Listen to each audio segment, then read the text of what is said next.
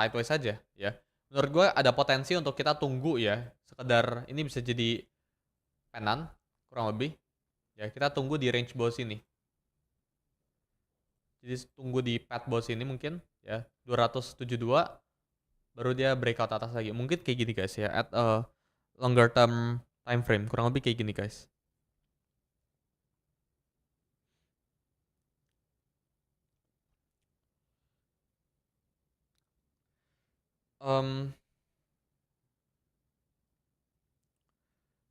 Lebih percaya Aster $2 daripada, ya gue juga lebih percaya Aster $2 daripada XPL $2. Tadi gue udah bilang ya, XPL itu overrated ya setelah consideration ya. Ada yang bilang apa nih?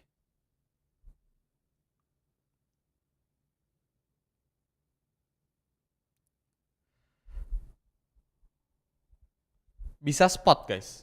Ya, jadi mungkin besok ya, atau ya mungkin besok ya.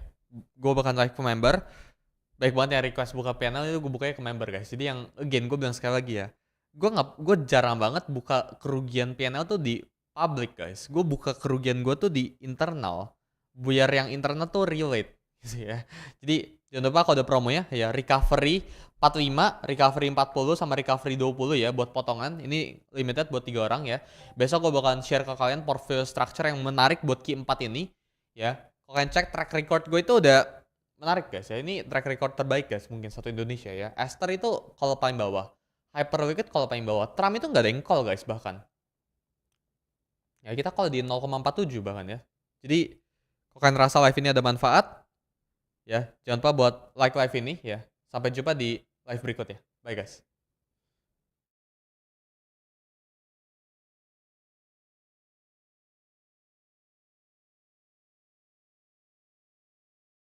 Oh ya. Kok Umur berapa sekarang Ryu? 10 tahun kok. 10 tahun. Waktu itu mulai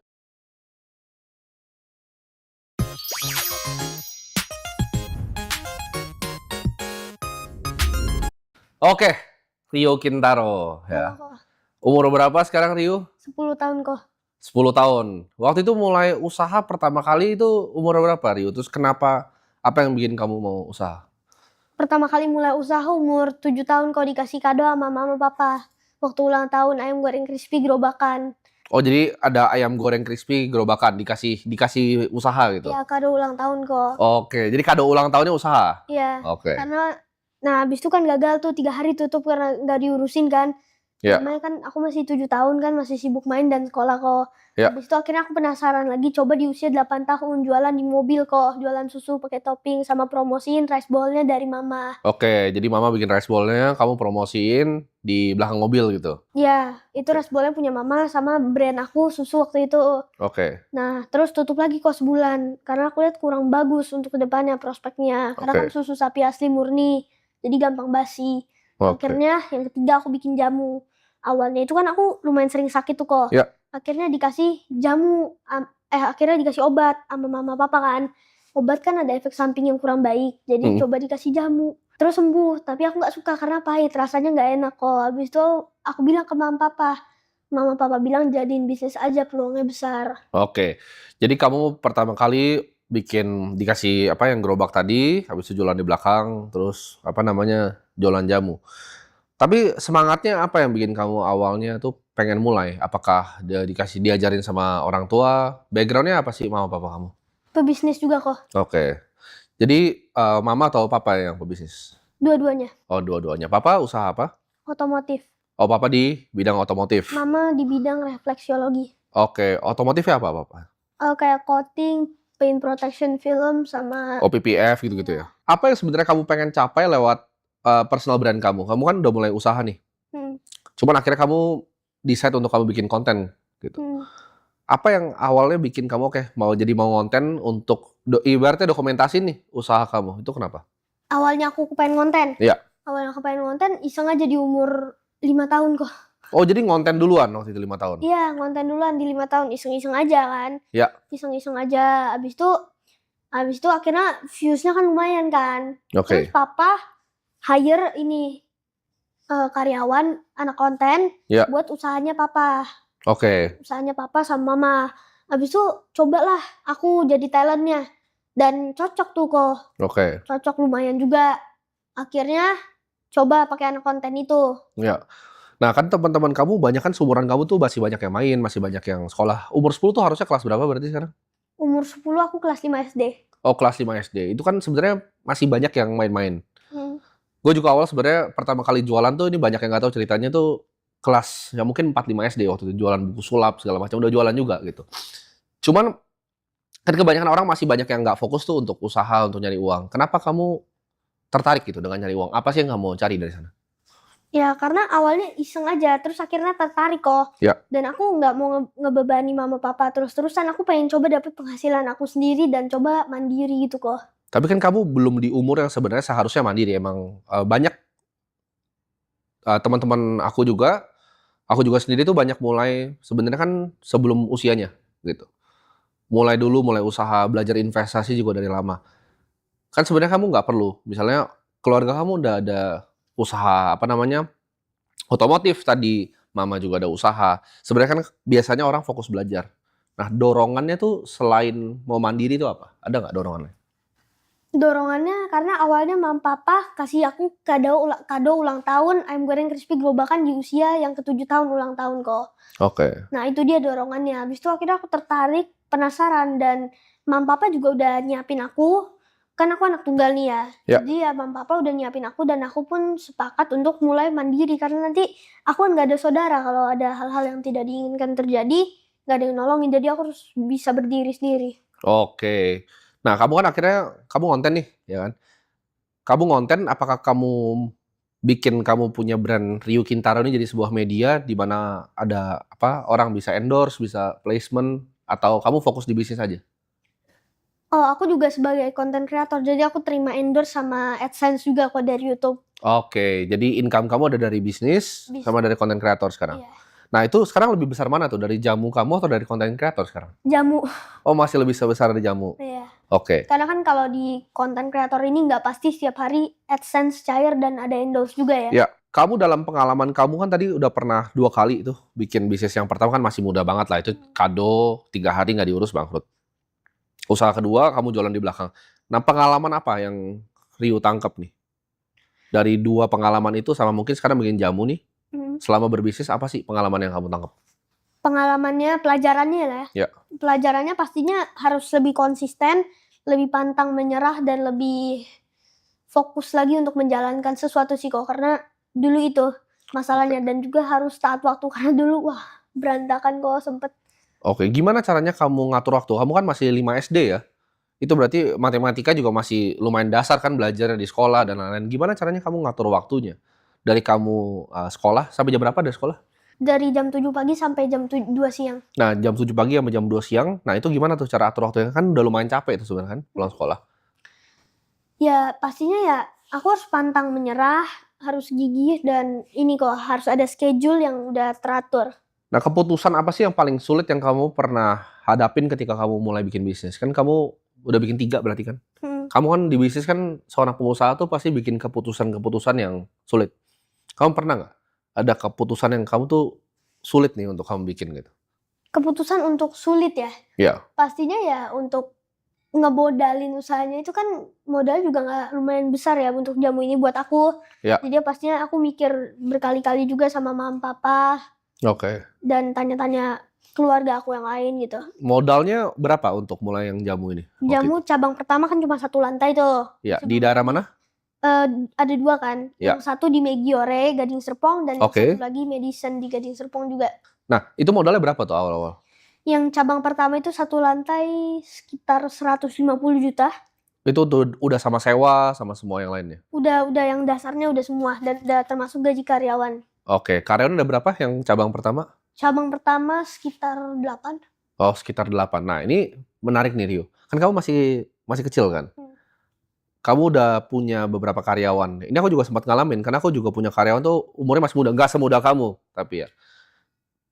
Itu gimana caranya kamu bikin mereka itu dengerin kamu? Karena biasanya kan kalau karyawan pasti kalau lebih kecil itu biasanya nggak dengerin. Waktu aku punya usaha umur 18-19, udah banyak nih karyawan ratusan kan? Itu udah mulai ada tuh yang umur 30 mulai nggak mau dengerin karena kiranya masih kecil. Nah itu gimana? Aku ya? Ya. Aku pasti jelasin ada satu ini, kayak aku jelasin, aku gathering mereka, review, dan aku jelasin kalau ini kan bisnis kan, kita itu kayak ibaratnya kita tuh satu kapal. Ya. Jadi kalau satu jatuh, kita semua jatuh karena kita bareng-bareng. Oke. Dan kalau misal mereka nggak nurut sama aku, akhirnya jatuh, ya aku kan juga jatuh kan. Seperti yang aku bilang, satu kapal. Aku nggak bisa gaji mereka, mereka nggak bisa kerja sama aku. Oke, jadi kamu tuh emang secara passion kamu memang suka berbisnis atau sebenarnya apa sih yang kamu benar-benar mau capai gitu di hidup ini? Apa kamu pengen jadi pengusaha yang seperti apa? Pandangan kamu tuh ke depan seperti apa, Rio? Oke, pastinya aku dari lahir nggak mungkin suka bisnis dan nggak tahu bisnis itu apa ya, Ya. dunia konten itu apa. Tapi pastinya ada dorongan dari orang tua dulu. Tapi bukan berarti ini eksploitasi, bukan ya. Ya. Bukan aku dipaksa, tapi pastinya ada dorongan dikenalkan dan akunya mau. Oke. Dan cita-cita ya. Cita-cita aku sebagai value creator yang bisa inspirasi banyak orang. Ya. Tapi setelah aku coba, aku masih harus belajar lagi karena masih ada yang belum setuju ya. Ya. Aku masih harus belajar lebih giat lagi.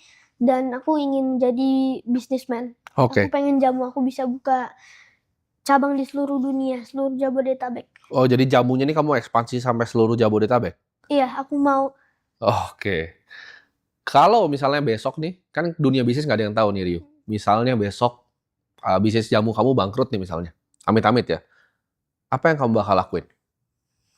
Pastinya ya aku harus cari tahu dulu kenapa bangkrutnya. Oke. Abis setelah tahu bangkrutnya kenapa, dipelajari dan ngumpulin dan kan masih ada income dari konten kreator, mungkin aku bakal coba bisnis lagi. Kok kamu bakal coba terus bisnis? Wajar kalau bisnis pertama kita gagal itu wajar. Waktu itu aja aku tahu Bill Gates gagal juga kan. Iya. Bisnis pertamanya, Jack Ma juga gagal.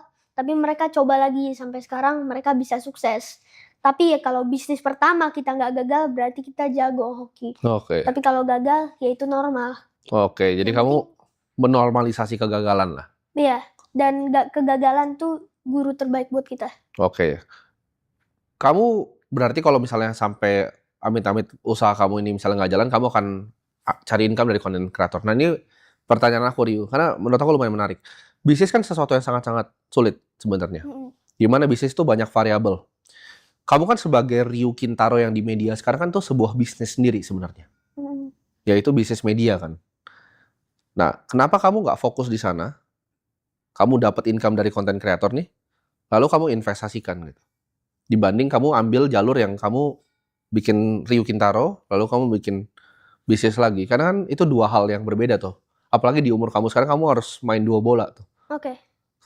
Kenapa kamu nggak pilih jalur yang tadi aku bilang? Kamu fokus konten kreator nih, kamu nge-endorse aja, uangnya investasi aja. Karena bisnis seperti jamu, mungkin bisa bertahan 5 tahun, tapi mungkin 10 tahun lagi sulit gitu. Bisnis kan ada siklusnya. Rio. Iya. Sedangkan kalau kamu berinvestasi, ya, kamu beli perusahaan-perusahaan lebih besar, nanti ketika kamu udah mulai berumur, kamu ngerti caranya berinvestasi dan lain-lain, itu akan compounding gitu. Jadi kamu nggak capital kamu taruh di satu usaha yang 5 tahun habis itu turun siklusnya kamu ulang lagi. Kenapa nggak begitu? Oke, sebelum aku kayak aku sebelumnya kan belum ngerti investasi kan. Kan aku udah dapet income itu di umur awal-awal 7 tahun. Ya. Dan aku kan sempat belum kepikiran investasi, tapi udah kayak familiar ya. Dan Ya. sekarang aku udah tahu nih, mulai umur 9 udah tahu investasi. Sebelumnya kan belum familiar. Akhirnya aku ngonten aja kayak biasa, dapat income, oke, seneng banget kan. Ya. Akhirnya aku belum kepikir abis itu di umur 9 nih yang aku udah bikin bisnis pakai modal aku kan. Ya. Aku masih belum kepikiran investasi, masih gak kepikiran. Abis itu aku bikin bisnis aja. Karena menurut aku konten kreator ini gak akan lama. Kenapa tuh? Karena kan pasti banyak lagi konten kreator yang lebih hebat, lebih seru dari kita. Jadi bisa aja kita kegeser. Tinggal kita bisa gak mempertahankannya. Dan di Amerika, di luar negeri udah ada Soratu kan. Itu AI semua. Jadi mungkin nanti bakal tergantikan kita semua. Jadi makanya aku bikin bisnis kan. Oke. Abis itu bikin bisnis. Nah, seperti yang Kotimoti bilang, kenapa duitnya nggak diinvestasikan aja? Aku juga mau, makanya aku kemarin ketemu Kosuli mau belajar. Oke. Terus sekarang nyari-nyari Kotimoti mau belajar juga sih kok. Oke. Kalau kamu bilang bahwa konten kreator itu akan digantikan, kalau menurut aku ya, ini pandangan aku pribadi, lebih gampang digantiin bisnis dibanding konten kreator. Kenapa? Karena Ryu Kintaro cuma satu. Sedangkan bisnis jamu ada ribuan di Indonesia. Ada banyak. Jadi kamu ini cuma satu. Kamu kan umur 10 tahun sekarang. Dengan yang kamu bikin sekarang, kan kamu umur 10 tahun. Ya. Kalau aku jadi kamu, misalnya kita tukeran badan nih, aku kan fokusnya di sana. Aku kan fokus untuk edukasi orang, fokus untuk bikin brandnya Ryu Kintaro ini lebih besar lagi. Karena itu yang nggak bisa digantikan. Ada AI memang. Karena kan jumlah atensi manusia terbatas nih, ya kan? Manusia berapa lama sih ngelihat misalnya sosial media? Rata-rata mungkin 5 jam sehari, ya kan, dikali jumlah penduduk Indonesia, kamu bisa dapat tuh kira-kira, ya kan? Kalau misalnya kita lihat dari segi AI sendiri memang jumlah konten nanti bisa jadi unlimited banyak sekali. Cuman justru di situ orang bisa melihat real-nya nanti di sana. Mereka kan lebih pengen lihat Ryu Kintaro dibanding AI versi yang lain. Itu adalah competitive edge yang kamu punya. Harusnya kamu fokus dan kamu jangan ngira bahwa itu bisa digantiin sama orang lain gitu. Karena kalau misalnya kamu bilang seperti itu, lebih mungkin semua bisnis yang kamu sebutin tadi bangkrut dibanding kamu sebagai content creator tuh turun. Karena bisnis tuh sangat-sangat kompetitif. Satu market cycle kayak COVID, restoran teman-teman aku yang pegang restoran besar tuh bangkrut semua. Cuman butuh satu event doang, bisnis tuh jatuh gitu. Jadi kenapa kamu harus investasi? Karena investor tuh level di atas pengusaha, ya kan? Ketika kamu jadi pengusaha nih, Bill Gates kan tadi kan, bikin usaha gagal, bikin usaha Microsoft besar. Ketika Microsoft sudah besar, dia bikin namanya Cascade. Ini perusahaan investasi. Jadi akhirnya semuanya ke sana. Nah, aku ketika masih kecil waktu itu umur 14-15 itu yang aku pikirin tuh. Gimana caranya uang yang aku dapat nih, itu aku bisa investasiin semua dan akhirnya compounding. Karena kalau bisnis kamu harus kerja terus nanti. Kamu harus kerja terus 12 jam sehari terus-terusan. Sedangkan kalau kamu jadi seorang investor, orang lain yang kerja. Uangnya yang kamu kerjain ke dia, uangnya kamu taruh di dia, uangnya kamu taruh di dia. Jadi kamu harus bisa bijak untuk melihat kamu tuh sebenarnya paling jagonya di mana. Apakah kamu paling jagonya beneran di bisnis atau sebenarnya kamu paling jago jadi seorang content creator? Oke. Gitu. Yang Ko Timothy bilang benar sih. Tapi yang aku lihat itu aku belajar sama Ko Timothy ya. Dan yang aku lihat sebelumnya itu kalau content creator kan nambah terus kan. Jadi aku juga udah pernah sempat kegeser gitu. Terus ada content creator lain juga yang kegeser sama content creator lainnya kok. Oke. Gitu yang aku lihat. Tapi aku mau sih invest nanti. Oke. Jadi kamu ke depannya nggak mau terus jadi content creator? Kamu nggak mau terus di media ini? Bakal terus sih kok. Karena kan content creator nih, kalau aku jadi businessman, Ya. bisa aja aku kontenin bisnis aku. Terus misalnya kalau aku invest gitu kayak Ko Timothy, bisa aja sambil konten. Oke. Apa sih Ryu sebenarnya arti uang buat kamu tuh apa? Menurut aku uang itu kebebasan buat kita sih. Oke. Bebas finansial. Jadi kita mau beli apa aja tinggal beli, kita mau tidur tinggal tidur, nggak perlu kerja, kita mau ngapain tinggal ngapain aja. Kita nggak perlu kerja dari jam 9 sampai jam 5, ya kebebasan buat kita, terserah kita mau ngapain. Jadi yang kamu cari sebenarnya bukan cuman uangnya, tapi kamu pengen bebas gitu kan? Pastinya pengen juga bebas kan. Pastinya semua orang juga pengen bebas mau beli apa, mau ngapain kan. Itu semua orang juga pasti pengen. Ya. Aku ada pertanyaan unik nih Rio. Kan kamu tadi modalnya 150 juta kan untuk jamu. Kalau misalnya sekarang aku kasih kamu modal 10 miliar, kamu mau bikin usaha apa kira-kira? Nggak 10 miliar. 10 miliar aku pasti nggak mungkin aku bikin usaha yang lain ya. Karena nanti ribet lagi. Aku bakal tetap bikin jamu aku ekspansi lagi. Oke, jadi kamu akan injek lagi capital ke dalam. Sekarang omsetnya berapa jamunya? Omset kalau yang dari ini jamu cabang pertama itu sekitar 5 sampai 6 jutaan. Ya. Satu bulannya 150 sampai 200 jutaan ya. Oke. Kalau yang cabang kedua itu 4 sampai 5 jutaan. Omset per bulannya itu 140 sampai 150 juta. 4-5 jutaan ini apanya? Per hari. Oh, omsetnya per hari. Oke. Per bulan bisa 100 sampai 150. Iya. Kira-kira marginnya berapa? Kamu bisa dapat 30% kah? 40%? Marginnya untung ya? Iya. Keuntungannya kamu bisa dapat berapa? Kalau nggak salah 20%. Oh, 20%. Jadi setiap 100 juta yang kamu dapat dikurangin HPP, biaya karyawan segala macam, itu bisa 20 juta. Rio sempat udah belajar accounting belum? Atau ada akuntan yang ngerjain buat bisnisnya? Kalau kayak gitu aku masih belum belajar sih, kalau masih dibantu sama mama, papa, dan admin aku, tapi nanti Oh, aku bakal belajar. bagus. Jadi, kamu kan masih berproses juga, kamu udah bener, Rio, kamu fokus di jualannya kan? Mhm, Kamu fokus di jualannya, promosi. karena itu yang kalau di bisnis tuh kita harus cari leverage yang bisa aktivitas yang paling kecil yang kamu bisa lakukan untuk hasil yang paling besar. Mhm, Kalau yang tadi seperti accounting dan operasional yang lain-lain harusnya kamu bisa delegasi ke orang-orang yang lain. Nah, plan kamu apa nih untuk ekspansi tadi dari satu cabang kan 150 juta. Berarti kalau kamu bisa bikin cabang kedua, cabang ketiga itu bakal nambah terus kan? Nah, mhm. gimana caranya kamu besarin lagi nih bisnis? Udah berapa cabang tadi? 2. Udah 2 cabang. Nah, gimana caranya nih dari 2 cabang kamu tuh bisa ke 3, ke 4, ke 5? Plan kamu apa? Plan aku ya, Iya. pastinya aku ngumpulin modal dulu dan nanti aku harus cari tempat, dan strategi aku cari tempatnya misalnya nih ada salah satu brand nih, Mhm, brand itu sukses buka cabang di mana-mana. Nah, aku oke. catet si brand itu buka cabangnya di mana, nanti aku coba survei, kalau bagus aku coba buka deket dia. Oke, luar biasa kayak Indomart, Alfamart lah ya, kamu tempel-tempelin begitu ya.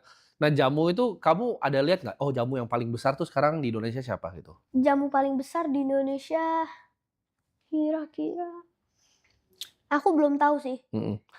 kan Kamu pernah analisa nggak kompetitornya kira-kira siapa aja? ada banyak, kompetitornya banyak dan kebanyakan jamu saset ya.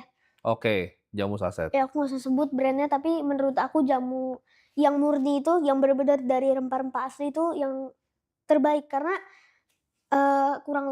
ya, kayak kalau jamu saset itu, kandungan jamunya kayak cuma 10%, Oke, sisanya 90%-nya gula semua. oke. Gimana caranya kamu bisa mengedukasi masyarakat Indonesia akan manfaatnya jamu? Cara kamu jualannya gimana? Aku promosiin di sosial media aku dan aku kasih tahu manfaat jamu tuh gini gini gini gini, gitu. Oke, Dan salah satu tantangan terbesar aku edukasiin ke masyarakat Indonesia jamu itu sih. oke. Karena mereka masih belum percaya, "Ah, jamu kuno lah, mendingan minum ini gitu, boba segala macam, nggak keren." Makanya aku bikin jamu tapi konsepnya kafe. Oke, jadi jamu kamu tuh konsepnya kafe ya? Hmm, Jadi orang bisa nongkrong di sana sambil minum jamu gitu. hmm. Nah, itu ide awalnya dari mana? Ide awalnya ya? Mhm, Ide awalnya ya research bareng-bareng, iya, pakai ChatGPT juga, ah, ke kekurangan jamu mhm, di masa sekarang, iya. kuno kuno, nggak enak, pahit, baunya nggak enak. Makanya aku ubah itu semua jadi modern, nggak ada rasa pahit, baunya enak. Apa yang kamu kan tadi bilang kamu pengen belajar tentang investasi, apa yang kamu pengen pelajarin tentang investasi? Aku mau belajar kan Ko Timoti kan punya kelas ya, Ko. Mhm, Aku mau belajar kayak misalnya kalau kapan sih waktunya untuk beli koin-koin kripto? oke. Jadi kapan waktunya untuk beli kripto? Jawabannya seperti ini. Kamu pertama, sebelum kamu kripto kan adalah sebuah aset kelas. Hmm, Nah, di dunia ini ada banyak macam aset, Rio. Ada emas kan kamu tahu. hmm, Kalau kamu punya jamu itu kan ada properti kan, tapi kan harusnya kamu sewa ya, kan lebih efisien pasti. Ada properti, ada saham. Nah, kamu kan juga punya saham tuh di jamu kamu. hmm. Cuman jamu kamu ini perusahaan yang tertutup. Nah, ada perusahaan-perusahaan yang besar, Rio. Rio pakai bank apa contohnya? Aku rekeningnya Iya, untuk BCA. transaksi. Nah, BCA itu saham itu bisa dibeli, Rio. Kamu bisa jadi pemilik kecil dari BCA, gitu. Jadi kamu harus lihat dulu nih, kira-kira asetnya mana yang kamu mau pilih? Atau mana yang kamu suka?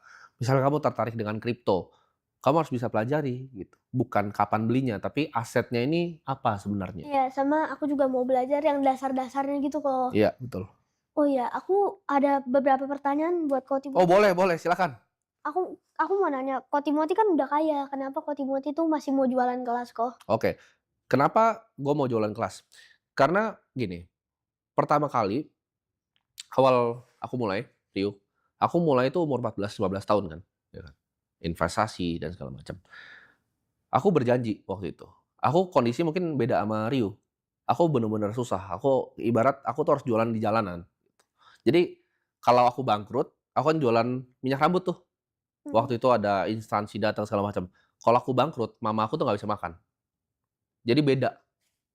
Mental aku tuh beda. Yang aku alamin waktu itu beda. Aku harus jualan sedotan nih. Kalau nggak laku, adik aku nggak bisa sekolah. Cici aku nggak bisa kuliah. Karena semua keluarga aku bergantung sama aku. Di posisi di umur yang sangat kecil, 14, 15 tahun. Nah, Kenapa akhirnya aku buka platform edukasi? Karena yang aku pikir adalah aku berjanji sama Tuhan waktu itu, Rio.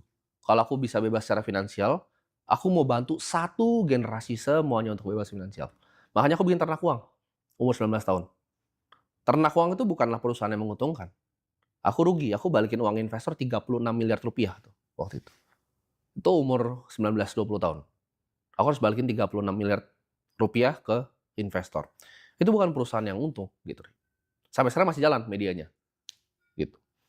Jadi jawabannya kenapa aku pengen bikin kelas, karena aku pengen bisa semua masyarakat Indonesia itu bisa seperti aku, bisa bebas finansial, bisa belajar. Makanya aku bikin konten juga, makanya aku bikin podcast seperti ini, gitu.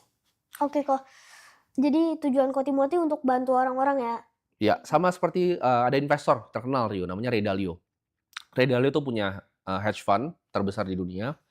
Beliau juga bikin kelas, gitu. Bikin buku juga ada buku-bukunya, aku banyak bukunya sampai di bawah juga banyak. Kenapa beliau tulis buku? Kenapa beliau bikin kelas? Karena pengen ngajarin semuanya. Oh, fondasinya sebelum mulai berinvestasi itu apa? Karena beliau pernah ngalamin jatuh waktu itu, 1971. Sampai harus ngutang sama orang tuanya, beliau berjanji akan bantuin semua orang. Itu yang aku janjiin gitu. Oke, keren banget kok. Nah, kan aku kan Gen Alpha nih, teman-teman Mhm, aku juga duitnya kebetulan uang jajannya banyak kok, mhm, termasuk buat aku ya. Jadi, tapi mereka malah investasinya ke Pokemon Card, oke, main-main. Nah, mereka kan kenapa nggak mereka investasiin aja ke kripto atau saham kok? oke. Nah ini pertanyaan menarik ya, Pokemon Card itu kalau kamu, tahu harganya Ryu, itu lebih tinggi dibanding indeks S&P 500. Jadi, ada beberapa kartu Pokemon tuh yang memang naik, Mahal banget. mahal banget, betul. Jadi, dunia ini kan uang dicetak. Jadi kenapa kita harus investasi? Ini kan pertanyaannya itu. Karena uang tuh dicetak, Rio. Misal kamu bikin jamu omset 100 juta per bulan, berarti kan sekitar 1,2 miliar nih per tahun. Itu kalau tahun depan nggak jadi 1,4 miliar, tahun depannya lagi nggak jadi 1,650 miliar, itu artinya bisnis kamu turun. Kenapa? Karena jumlah yang uang yang dicetak banyak. Makanya bisnis itu susah, Rio. Kalau kamu cuma stagnan gini, bisnisnya artinya sampai turun. Gitu. Ini banyak pengusaha nggak ngerti nih. Karena rupiahnya dicetak terus, dolar dicetak terus. Jadi jumlah yang kamu dapetin 100 juta sekarang, itu beda sama 100 juta tahun depan. Nah, itulah kenapa kita harus investasi. Investasi itu harus di mana? Di aset yang langka, gitu. Contohnya kartu Pokemon itu salah satu yang langka juga, tapi kalau ngerti ya. Tapi ini nggak disaranin nih buat teman-teman. Kalau yang benar-benar ngerti, itu bisa jadi investasi. Sama seperti jam tangan, sama seperti properti, sama seperti beberapa mobil-mobil langka. Banyak yang kiranya itu aset yang depresiasi.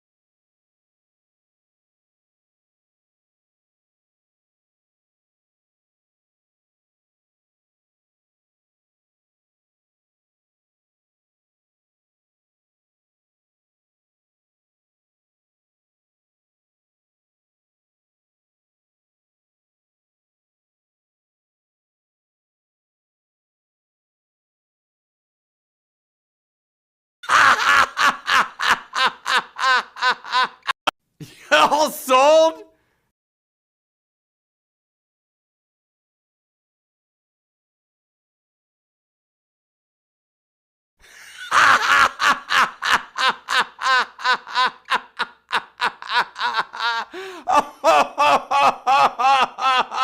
Oh man.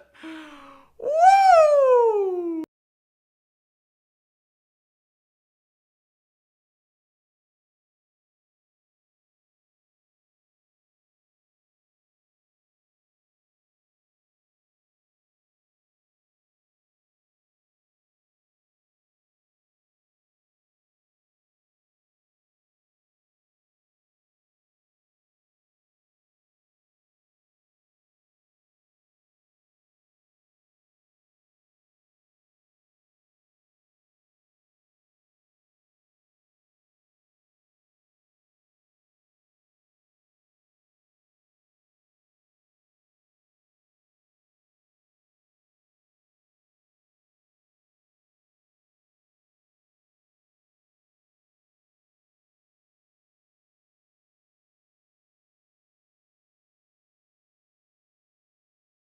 Kembali lagi dengan saya kali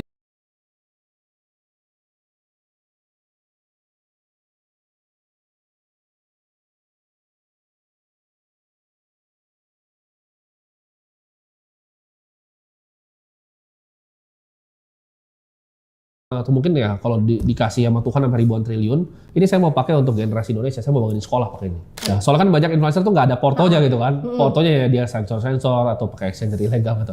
Kalau saya buka tuh transparan, bisa teman-teman bisa lihat dan kok ini bisa ngiklan pakai influencer, gitu kan, dengan mobil sewaannya dan viral-viralan gitu, terus dia kasih PNL segini.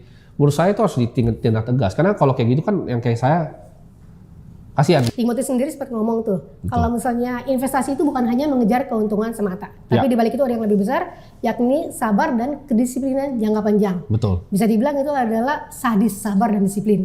Timothy, kamu ngajarin nggak orang buat jadi sadis?